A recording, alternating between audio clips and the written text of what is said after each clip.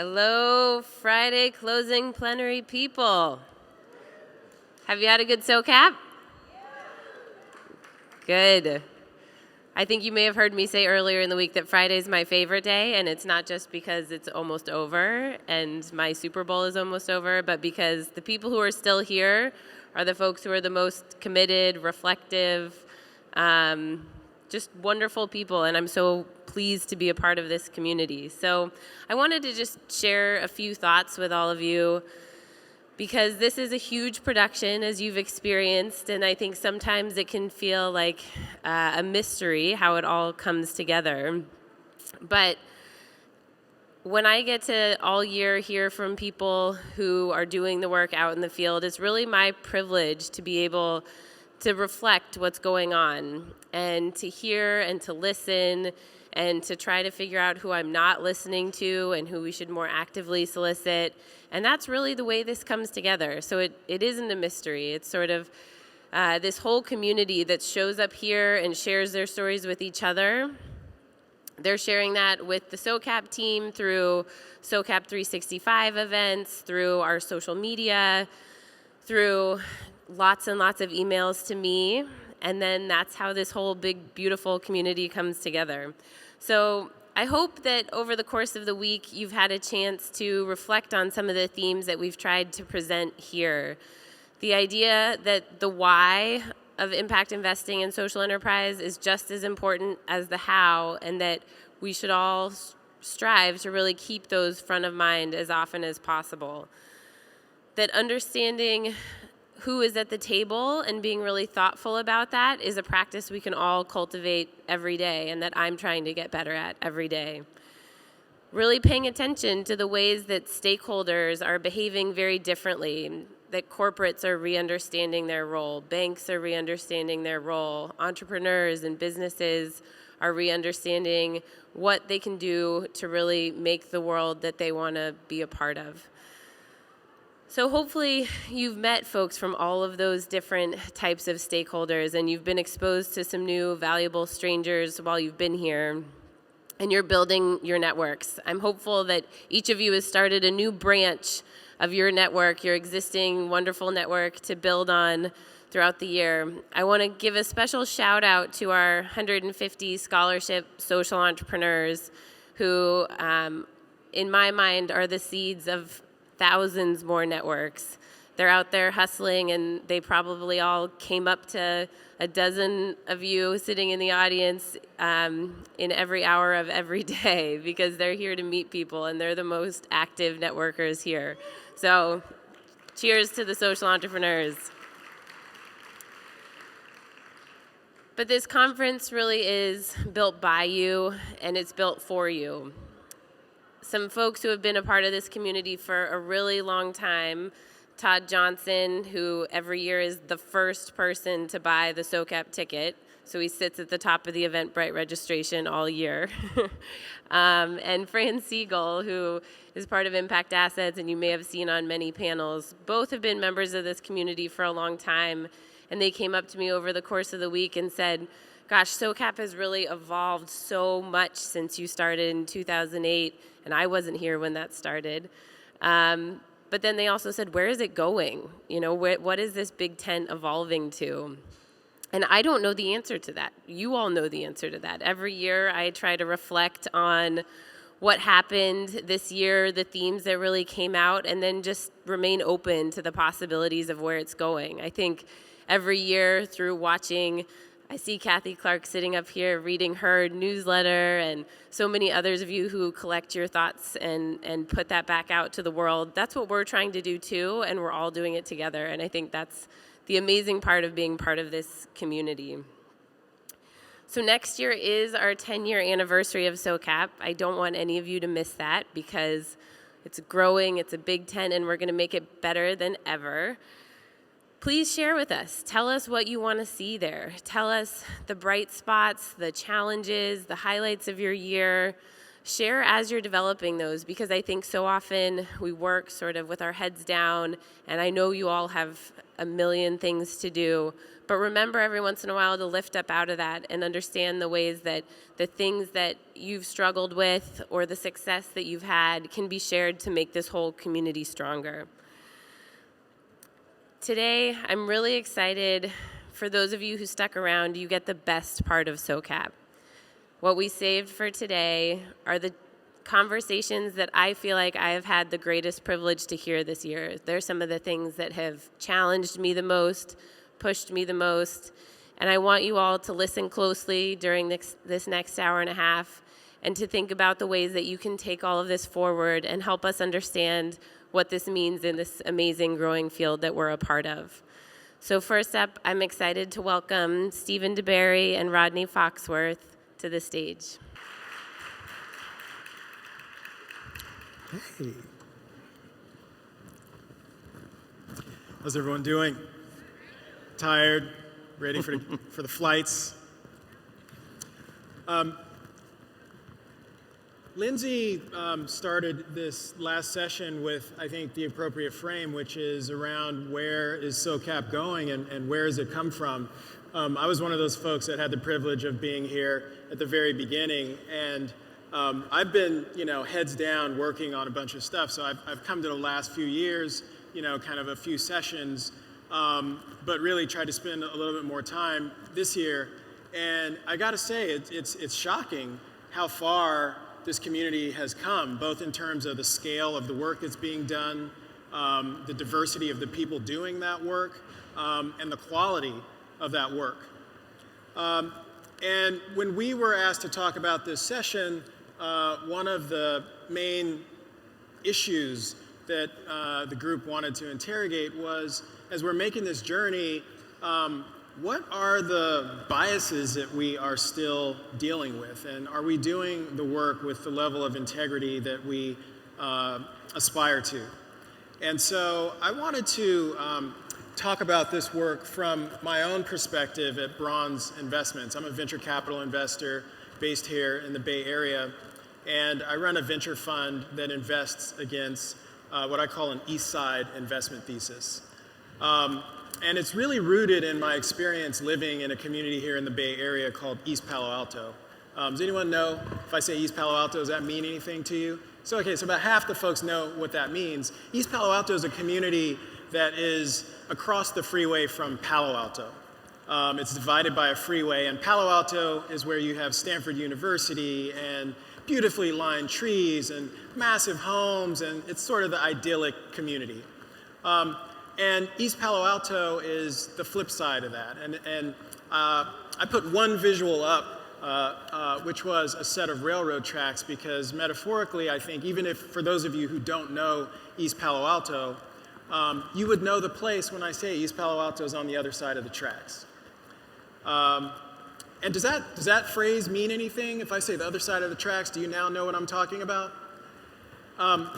It has become so popular in our parlance that we almost think that it's natural that there are these communities in some distant place, whether it's divided by a freeway like East Palo Alto, or a river or a stream, or literally the railroad tracks. Across this country, you have communities that are distant in some way. This is where the people of color tend to live. This is where the lower income people tend to live. And what I'm interested in interrogating is that natural? I think the answer is no. And really, these communities are the consequence of bad design. I know the case of East Palo Alto best, and I know many of the details, some of which are easy to point to. Yes, we can talk about the freeway that divides Palo Alto from East Palo Alto, but as one example of many sort of invisible design factors that separate these communities, I've been spending a lot of time recently looking at water. And I think the water issue as it relates to East Palo Alto is particularly interesting, even for someone like me who's a venture capital investor. Like, why would you be thinking about water infrastructure? And the reason is because in 1980, there was a meeting of 24 municipalities around the Bay Area, all of whom got their water from the San Francisco Public Utilities Commission. And in this meeting, it was sort of like a Godfather Five Families meeting, there was a discussion about how these cities were going to divvy up the water. And East Palo Alto, being on the other side of the tracks, was not a community that the folks in that meeting imagined would be a place of growth in the future. And as a result, it got a very small water allocation. So fast forward from 1980 to today, and you look at East Palo Alto in the middle of Silicon Valley, geographically, and historically, in the moment that we're all living in, which is arguably the largest inflection of wealth creation in human history because of technology. East Palo Alto, in a lot of ways, could be the capital of Silicon Valley, geographically, if you look at it, but it's not.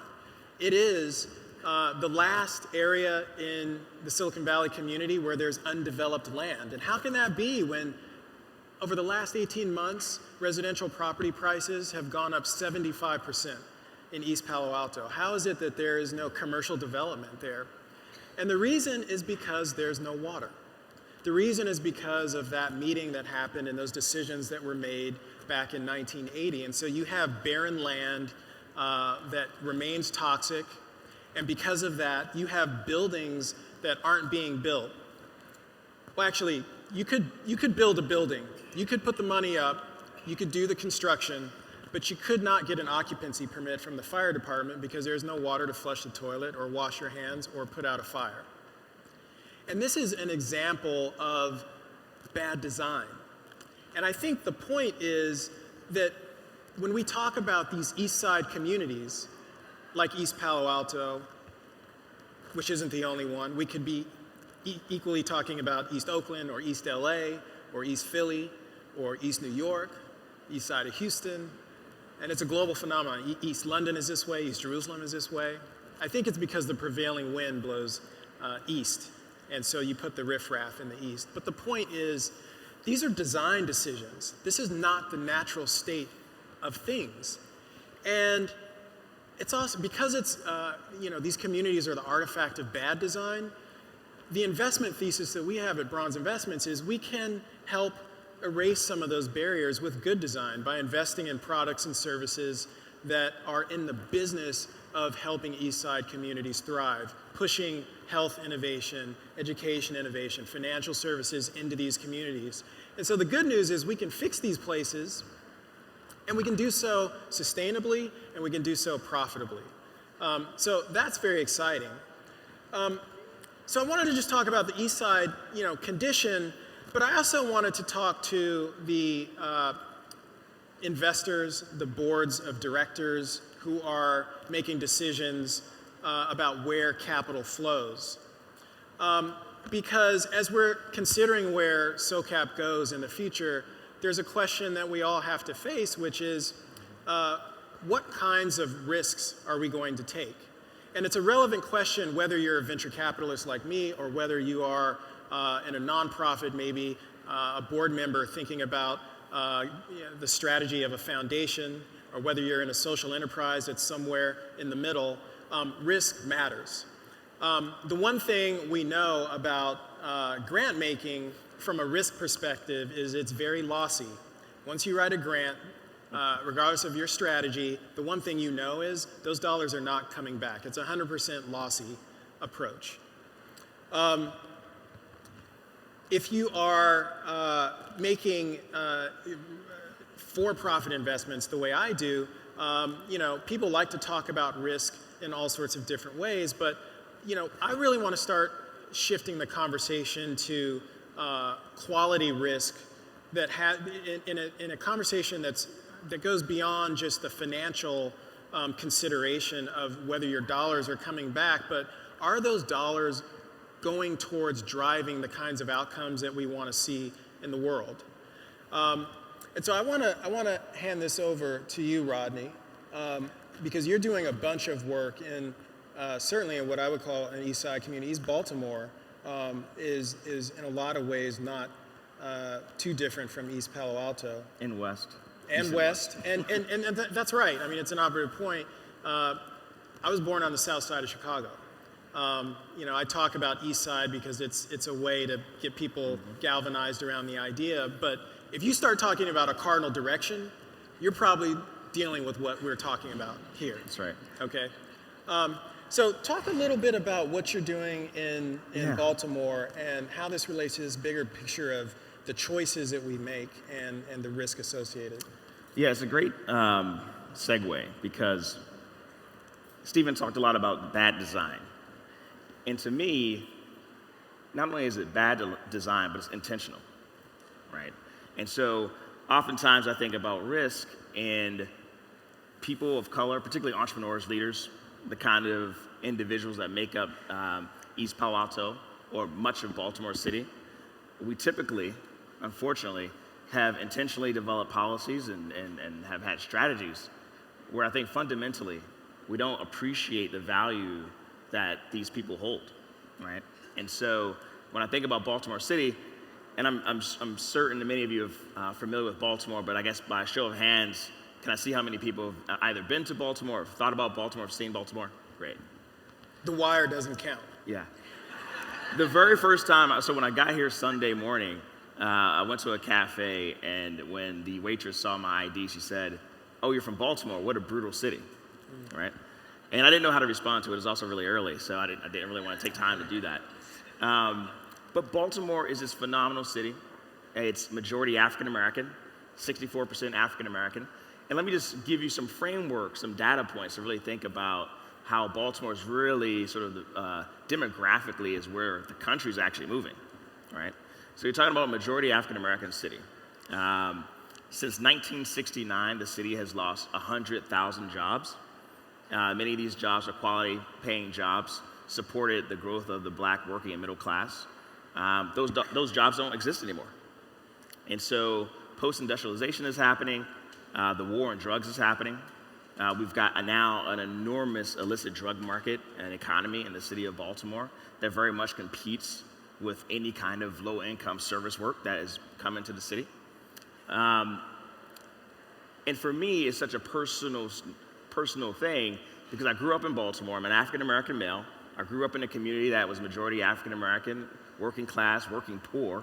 So people who are working 2, 3 jobs and still not making it to have sustainable income in households. To give you some perspective, Baltimore City, African-American men in Baltimore City, because of so much of the economic dislocation, the war on drugs, the loss of jobs and opportunity, 44% of African-American males between the ages of 25 and 54 are out of daily life because of mass incarceration, mostly because of mass incarceration, but also because of premature death, health-related, but also because of years of association of the homicides that have gone through, particularly since the 80s. And so I want to point that out because this is something that's tremendously personal for me. And every morning, I am both driven by the sort of the brutality of Baltimore, but I'm also cognizant of the beauty of the city as well. And I'm inspired by the individuals that are working diligently to make the city a better place. And so one of the things that I think so often about is, are we really sharing that sense of urgency to move forward?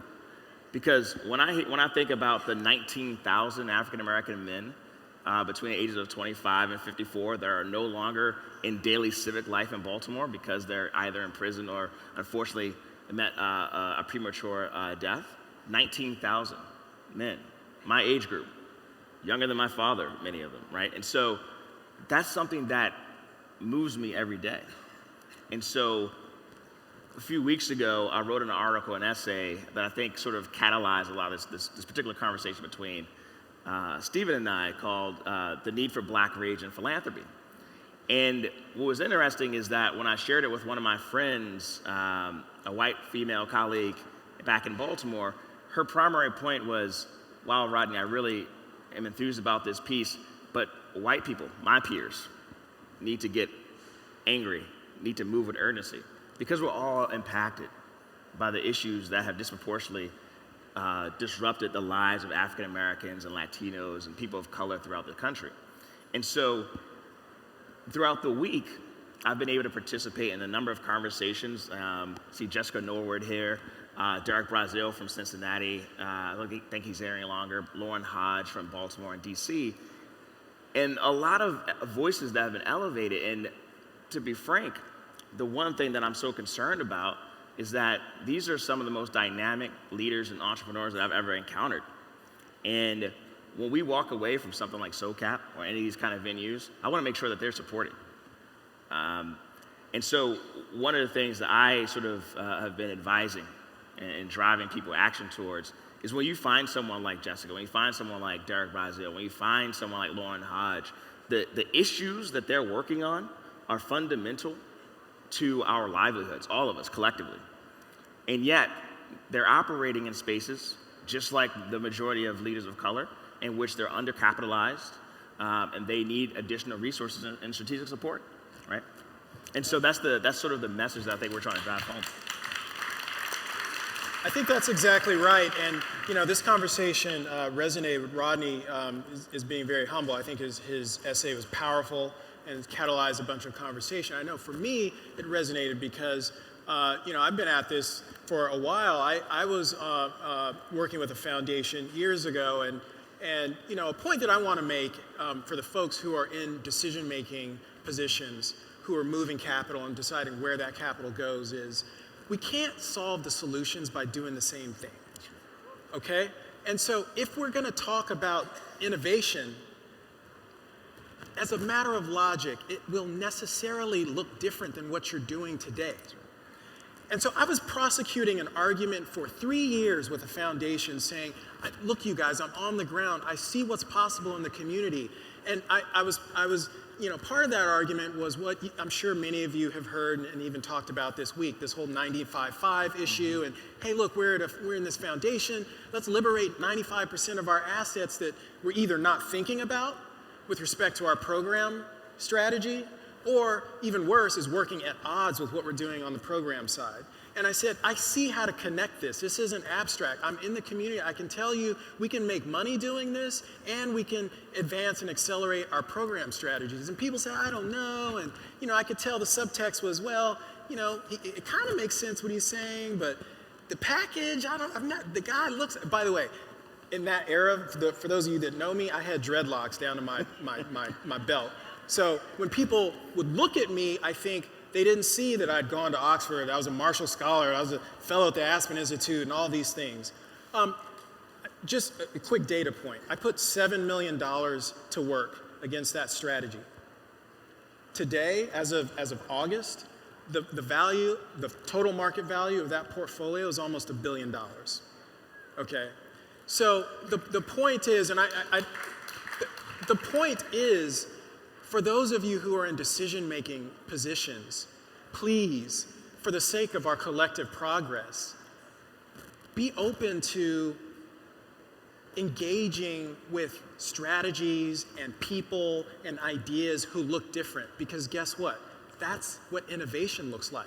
It is necessarily different, and that's the kind of risk that I'm talking about for us to take. We usually talk about risk, at least in the investment world, in a very mathematical sort of way, but we also have work to do with our psychology and what we expect and where we expect that risk to come from, and our expectations about what it's worth. That's right. And I'm pretty sure that so many people in the audience have had a similar story, right? And, Steve and I were talking about this the other day. I had a conversation, as I always am having these conversations, with a philanthropic institution that had said that they were really interested, that they're really trying to drive their frameworks and strategy to resource African Americans, Latinos working deeply in their communities. They want to provide them resources to lead. And yet, every time I presented a valuable opportunity for them to connect with certain leaders, they would say things like, they're still too small, right? We don't want to be able to move these kind of resources to these lowly resourced leaders in these communities. And yet, if we're not making those risks, those big bets in philanthropy, those leaders, we have no idea if they'll sustain 2-3 years down the road. And so challenging in all of our day-to-day work, Someone the other day at SOCAP pointed out that, you're supposed to hate the game, not the player, right? And yet my challenge to that is that every single one of us is actually implicit in reinforcing the current rules of the game. So I'm implicit. We're all implicit in it. And the question is, are we constantly interrogating and making sure that we're making the changes necessary? And specifically on this point, are we driving resources to leaders and change makers, investment as well, that's deeply tied into the communities and countries, cities that we're trying to provide justice and equity, right? That's the fundamental question. We're short on time, but I want to make one last point about risk. I rattled off this list of cities consistent with this East Side strategy, and you probably didn't catch one of the hidden points which was in there. I talked about East Palo Alto, East Oakland, all these East Side cities. In there was St. Louis. And for those of you who don't know that community, St. Louis is, if you talk about the broader St. Louis area, what you're talking about is Ferguson. And what you're talking about is the unrest that you've seen in Ferguson. And we've seen the unrest in Baltimore. I lived in Los Angeles after Rodney King. I've seen my city burn. I know what that looks like. And the last point that I want to leave you with is the greatest risk that faces all of us is doing nothing. So I ask you to get to work. Let's work together and keep it going.